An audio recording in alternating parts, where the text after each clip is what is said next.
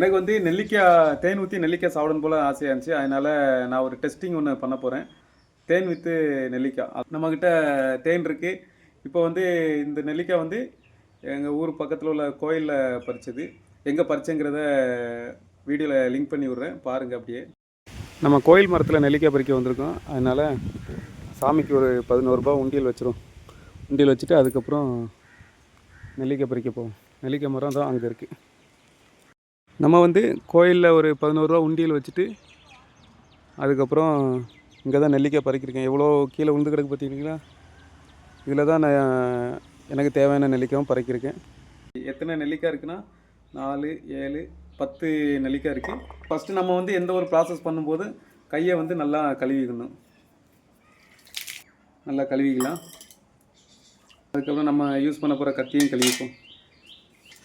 இப்போ வந்து இதை என்ன பண்ண போகிறேன்னா, மொத்தம் 3 டைப்பாக நான் பண்ண போகிறேன். ஒன்று என்னென்னா, நெல்லிக்காவை அப்படியே காய வச்சு அதையும் தேனுக்குள்ளே ஊற வைக்க போகிறேன். இன்னொன்று வந்து பார்த்திங்கன்னா, இன்னொரு ஸ்டெப் எப்படின்னு பார்த்தீங்கன்னா, நல்லா காய வச்சுட்டு அந்த ஓட்டை போட்டு நெல்லிக்காயில் ஓட்டை போட்டு அதில் ஊற வைக்க போகிறேன். இன்னொரு ப்ராசஸ் என்னென்னு பார்த்தீங்கன்னா, நெல்லிக்காய் வந்து சின்ன சின்ன பீஸாக கட் பண்ணி அதை காய வச்சு தேனுக்குள்ளே போட போகிறேன்.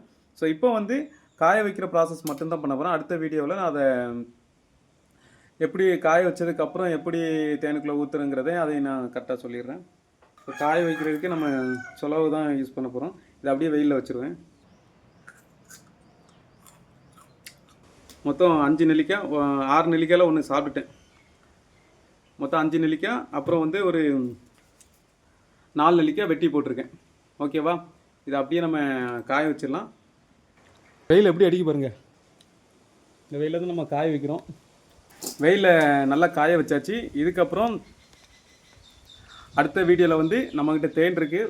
அதுக்கப்புறம் பாட்டிலில் வந்து ஊற்றி ஒரு வாரம் ஊற வச்சு அதோட ரிசல்ட் என்னென்னு சொல்கிறேன். நம்மக்கிட்ட ஒரு இருக்கிற பொருளை எப்படி மதிப்பு கூட்டி விற்கணும், சேல் பண்ணணும், ஒரு நல்ல தரமாக பண்ணணும் அப்படின்ட்டு நான் வந்து இந்த நெல்லிக்காய் வந்து அவிச்சு அந்த மாதிரி எதுவும் பண்ணல. அப்படியே மரத்துலேருந்து பறிச்சுட்டு வந்து அப்படியே முழுசாக ஒன்று முழுசாக காய வச்சு அதாவது ஓட்டை போட்டு ஒன்று, அதுக்கப்புறம் கட் பண்ணி ஸ்லைட் பண்ணி அதை தேனுக்குள்ளே ஊற வச்சு பார்ப்போம் என்ன எப்படி அது டேஸ்ட் இருக்குது, என்ன அளவு குவாலிட்டி இருக்குது அப்படின்ட்டு. எல்லாருமே ஒரு பானையில் போட்டு நெல்லிக்காய் அவிச்சு அதை காய வச்சு அதுக்கப்புறம் போடாவே நம்ம வந்து அவிக்காமல் நம்ம நேச்சுரலாக அதாவது சூரிய வெளிச்சத்துலேயே அப்படியே படுற மாதிரி நம்ம வச்சு பண்ணுறோங்க.